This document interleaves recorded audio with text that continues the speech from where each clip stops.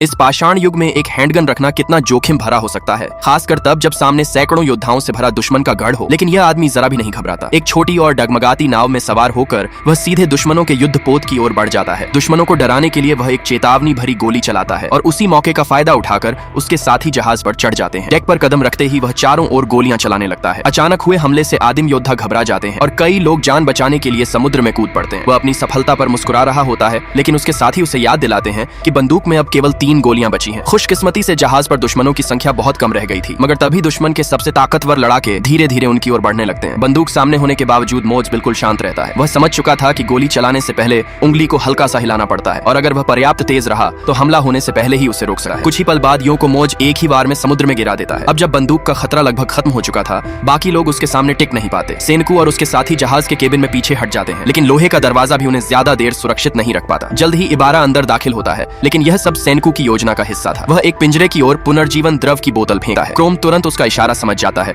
और तार की मदद से पिंजरा खोल देता है। जैसे ही ह्योगा बाहर आता है, किनरो उसे उसका हथियार सौंप देता है। ह्योगा इस बार सेनकू की टीम का साथ देने का फैसला करता है। बाकी लोग वहां से निकल जाते हैं और दोनों योद्धाओं को आमने सामने लड़ने के लिए छोड़ देते हैं। उनकी भिड़ंत जल्द ही डेक तक पहुंच जाती है। लंबे और भयंकर संघर्ष के बाद मौज ह्योगा की असली ताकत को पहचानता है और आखिरकार एक निर्णायक प्रहार से उसे हरा देता है। इसी दौरान इबारा के हाथ पेट्रिफिकेशन डिवाइस लग जाती है। सुरक्षा के लिए वह उसे द्वीप के केंद्र की ओर भेजने का आदेश देता है। क्रिसा में तुरंत समझ जाती है कि इबारा का असली इरादा पूरे द्वीप को पत्थर में बदल देना है, जिससे कोई भी बच नहीं पाएगा। उधर सेनकू और उसके साथी द्वीप के असली नेता की पत्थर बनी हुई मूर्ति लेकर पहुंच जाते हैं। सभी की निगाहें उनकी ओर मुड़ जाती हैं। इससे पहले कि क्रिसा में कुछ कर पाती, इबारा डिवाइस सक्रिय कर देता है। क्रिसा में पूरी ताकत से उसकी ओर छलांग लगाती है, लेकिन एक पल पहले ही हरी रोशनी फैल जाती है। वह पछतावे से भरी हुई समुद्र में गिर पड़ती है। इबारा को लगता है कि अब जीत उसकी है। तभी अचानक एक गोली उसकी हथेली को चीर देती है। यह यूं था जो पहले समुद्र में गिर गया था और अब सही समय पर वापस हमला कर चुका था। दर्द से तड़पते हुए इबारा के हाथ से पेट्रिफिकेशन डिवाइस छूट जाती है। मौका मिलते ही यो उसे अपने कब्जे में ले लेता है और देखते ही देखते पूरी लड़ाई का रुख बदल जाता है।